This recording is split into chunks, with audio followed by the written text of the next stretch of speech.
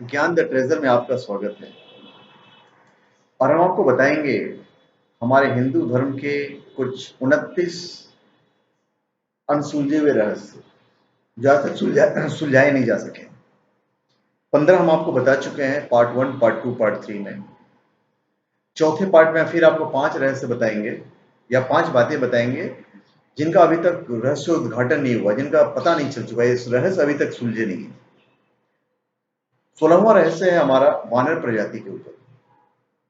क्या सचमुच रामायण काल में बताए गए अनुसार जामवंत एक रीछ थे तथा हनुमान जी एक वानर थे? हालांकि आज भी ये रहस्य बरकरार है। यदि बजरंगबली वानर नहीं होते तो उनको रामायण और रामचरितमानस में कपि, वानर, सखामृग, पलवंगम, लोमेश और पुच्छधारी कहकर नहीं पुकारा जाता। लंका दहन का वर्णन भी फिर पूछ से जुड़ा हुआ नहीं होता। हालांकि यह कहा जाता है कि कपि नामक एक वानर जाति है। हनुमान जी उसी जाति के ब्राह्मण थे। हनुमान चालीसा की एक पंक्ति है कि को नहीं जानत है जग में, कपि संकट मोचन नाम तिहारो। कुछ लोग कपि को चिंपांजी के रूप में देखते हैं। वैज्ञानिकों के अनुसार कपि प्रजाति होमिनो एरिया नामक महापरिवार प्राणी जगत के सदस्य जीव जातियों में से एक थे। जीव विज्ञानी कहते हैं कि होमिनो एरिया नामक महापरिवार के प्राणी जगत की दो प्रमुख जाति शाखाएं थी, जिसमें से प्रथम को हीन कपि कहा जाता था और दूसरे को महाकपि कहा जाता था। हीन कपि अर्थात छोटे कपि और महाकपि अर्थात बड़े आकार के मानवनुमा कपि। महाकपियों की 4 उपशाखाएं थी: गुरिल्ला, चिंपांजी, मनुष्य तथा ओरंगउटान। शोधकर्ताओं के अनुसार भारतवर्ष में आज से 9 से 10 लाख वर्ष पूर्व बंदरों की एक ऐसी विलक्षण जाति विद्यमान थी जो आज से लगभग 15,000 वर्ष पूर्व विलुप्त होने लगी थी और रामायण काल के बाद लगभग विलुप्त हो गई। इस वानर जाति का नाम कपि था। मानवनुमा यह प्रजाति मुख और पूंछ से बंदर जैसे नजर आते थे। भारत से दुर्भाग्यवश कपि प्रजाति समाप्त हो गई है, लेकिन कहा जाता है कि इंडोनेशिया देश के बाली नामक द्वीप में अब भी पूंछधारी जंगली मनुष्यों का अस्तित्व विद्यमान है। भौतिक मानव विज्ञानी सिकर्क ने इस बात की घोषणा की है कि उन्हें पश्चिम टेक्सास के कब्रिस्तान में नर वानर प्रजाति के एक जीवाश्म प्राप्त हुए हैं और उनका कहना है कि जीवाश्म 43 मिलियन वर्ष पहले के हो सकते हैं और वर्तमान में इनकी तुलना उत्तरी गोलार्ध में पाए जाने वाले मैस्केलोलिमर से की जा सकती है, लेकिन ये मैस्केलोलिमर एक विलुप्त नर वानर समूह है। हालांकि 1973 में एक जीवाश्म प्राप्त हुआ था जिसकी तुलना इसे की जा सकी है। इसके साथ ये माना जा रहा है कि इसका संबंध यूरेशियन और अफ्रीकी प्रजातियों से भी हो सकता है। इससे प्रजातियों के अंत के संबंध में मिल सकती है जानकारी। टेक्सास विश्वविद्यालय के मानव विज्ञान विभाग में एसोसिएट प्रोफेसर के रूप में कार्यरत सिकर्क का इस संबंध में कहना है कि इन जीवाश्मों का संबंध ईओसिन नर वानर समुदाय से भी हो सकता है। यह प्रजाति समय के साथ साथ धीरे धीरे विलुप्त हो गई और सबसे पहले यह उत्तरी अमेरिका में समाप्त हुई। यह जानकारी इसलिए महत्वपूर्ण है क्योंकि उत्तरी अमेरिका और पूर्वी एशिया के बीच फ्यूनल विनिमय के सबूत भी पाए गए हैं। कर्क ने बताया है कि जीवाश्म अनुकूल प्रजातियों के अंत के संबंध में बहुत कुछ जानकारी दे सकते हैं, क्योंकि अमेरिका में उस समय कितनी विविधता थी, इस बात के जीते जागते उदाहरण है। तो हनुमान जी के बारे में आज तक पता नहीं लगाया जा सका है। फिर ये नहीं पता लगाया जाए कि किस स्पीड से वो गए वहां पे हिमालय में और वहां से उन्होंने पर्वत को उठा के लेके आया।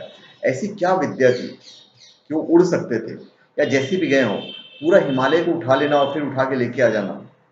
तो ये सब सारी जो चीजें हैं अभी तक इसका कोई जवाब नहीं प्राप्त हुआ है।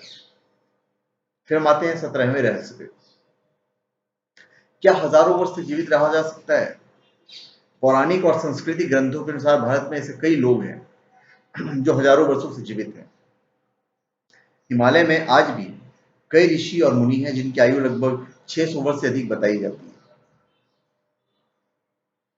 8 लोग अश्वत्थामा, दैत्यराज बलि, वेदव्यास, हनुमान, विभीषण, कृपाचार्य, परशुराम और मार्कंड ऋषि, इनका स्मरण सुबह सुबह करने से सारी बीमारियां समाप्त हो जाती हैं और मनुष्य 100 वर्ष की आयु प्राप्त होता है।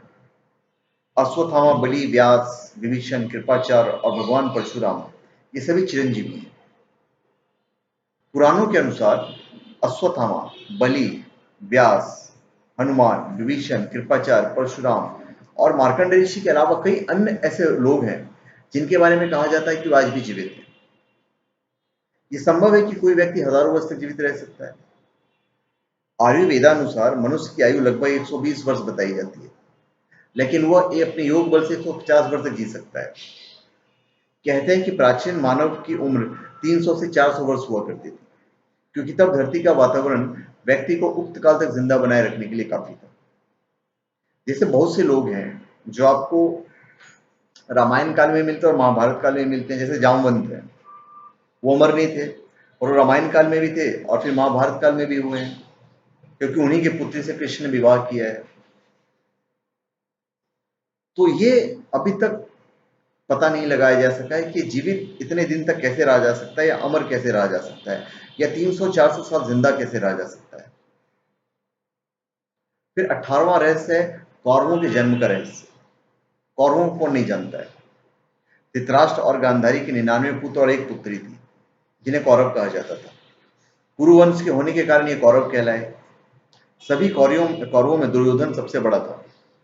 गांधारी जब गर्भवती थी तब धृतराष्ट्र ने एक दासी के साथ सहवास किया था, जिसके चलते युयुत्सु नामक पुत्र का जन्म हुआ। इस तरह कौरव 100 हो गए। अब युयुत्सु ऐन वक्त पर कौरवों की सेना को छोड़कर पांडवों की सेना में शामिल हो गया था। गांधारी ने वेदव्यास से पुत्रवती होने का वरदान प्राप्त कर लिया।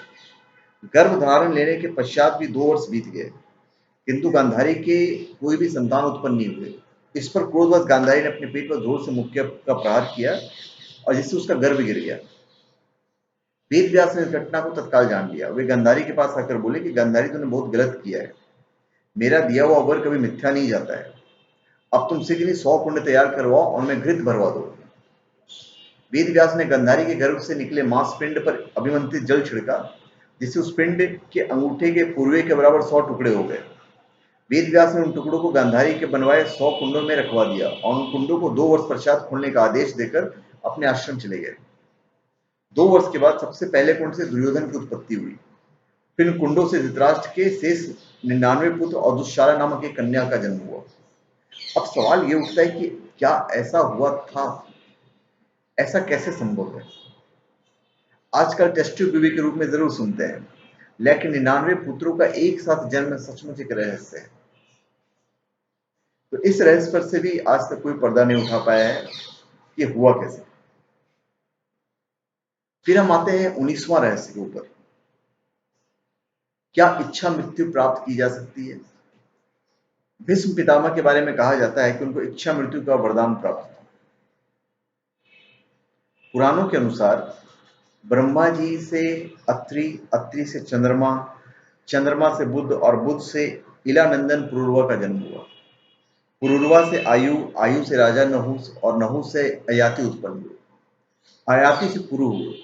कुरु के वंश में भरत और भरत के कुल में राजा कुरु हुए और कुरु के वंश में आगे चलकर राजा प्रतीप हुए, जिनके पुत्र थे शांतनु। शांतनु का बड़ा भाई बचपन में शांत हो गया था। शांतनु की गंगा से देवव्रत भीष्म हुए और भीष्म ने ब्रह्मचर्य की प्रतिज्ञा ली थी, इसलिए वो वंश आगे नहीं चला सके और भीष्म अंतिम कौरव थे। पर उन्हें इच्छा मृत्यु का वरदान था या जो भी था। क्या अपनी मौत को कोई इतने देर तक टाल सकता है? क्योंकि अर्जुन ने तो उन्हें बाणों से बीन डाला था। उसके बाद वो बाणों की सैया को लेटे रहे थे और तब तक लेटे रहे जब तक वो मरना नहीं चाहते थे। तो क्या ये पॉसिबल है? ये भी आज तक कोई पता नहीं लगा पाया है। फिर 20वां रहस्य, सिंधु, सरस्वती, गंगा, नर्मदा और ब्रह्मपुत्र। उक्त 5 नदियों को भारत और विशेषकर हिंदू धर्म में बहुत महत्वपूर्ण माना जाता है। उक्त 5 नदियों का जल एक दूसरे से अलग है, लेकिन उनमें से नर्मदा नदी को छोड़कर बाकी नदियां हिमालय के एक ही स्थान से निकलने वाली नदियां हैं। नर्मदा एकमात्र ऐसी नदी है जो सभी नदियों की अपेक्षा विपरीत दिशा में बहती है और इसे पाताल की नदी कहते हैं। सरस्वती नदी का तो अब भूगर्भीय हलचलों के कारण अस्तित्व लुप्त हो गया है और सिंधु ने अपना मार्ग बदल दिया है। गंगा ने भी इस लंबे दौर में कई उतार चढ़ाव देखे और ब्रह्मपुत्र ने भी हजारों वर्षों से लाखों लोगों को मुमुक्षा को दूर किया है। मुमुक्षा का अर्थ मोक्ष की कामना। सरस्वती नदी है तो सरस्वती नदी का तो भूगर्भीय हलचलों के कारण अस्तित्व लुप्त हो गया है, लेकिन आज भी वह राजस्थान और हरियाणा के कुछ क्षेत्रों में अपने होने का एहसास दिलाती है। कहते हैं कि लगभग 18 ईस्वी पूर्व इस नदी का अस्तित्व मिट गया। इस नदी के किनारे बैठकर ही वेद के ऋचाओं का जन्म हुआ और भगवान ब्रह्मा ने अपने कई महत्वपूर्ण यज्ञ संपन्न किए। प्राचीन सभ्यताओं की जननी सरस्वती नदी आज भी एक रहस्य है उन लोगों के लिए जो जानबूझकर इसका अस्तित्व नहीं स्वीकारना चाहते। शोधानुसार यह सभ्यता लगभग 9000 ईसा पूर्व में अस्तित्व में आई थी और 3000 ईसा पूर्व उसने स्वर्ण युग देखा और लगभग 1800 ईसा पूर्व आते आते यह लुप्त हो गया। कहा जाता है कि 1800 ईसा पूर्व के आसपास किसी भयानक प्राकृतिक आपदा के कारण एक ओर जहां सरस्वती नदी विलुप्त हो गई, वहीं दूसरी ओर इस क्षेत्र के लोगों ने पश्चिम की ओर पलायन कर दिया। पुरातत्व मेसोपोटामिया को सबसे प्राचीन बताते हैं, लेकिन अभी सरस्वती सभ्यता पर शोध किए जाने की आवश्यकता है। गंगा नदी एक रहस्य है कि आखिरकार गंगा नदी का पानी क्यों नहीं सड़ता है। हालांकि वैज्ञानिक बताते हैं कि इस नदी में 3 तरह के ऐसे बैक्टीरिया पाए जाते हैं जो अन्य किसी तरह के बैक्टीरियाओं को खा जाते हैं, जिसके चलते इसका पानी सड़ता नहीं है। मान्यता अनुसार यह भारत की सबसे पवित्र और रहस्यमय नदी है। इसे राम के वंशज राजा भागीरथ ने स्वर्ग से नीचे उतारा था। तो ये हमने आपको 20 ऐसे रहस्य बताए जिसका अभी तक चीजें उलझी हुई है, कोई नहीं बता पाया कि ऐसा होता क्यों है और ऐसा क्यों हुआ। तो धन्यवाद। आप हमारे चैनल पे सब्सक्राइब करें और अपने कमेंट दीजिए। धन्यवाद।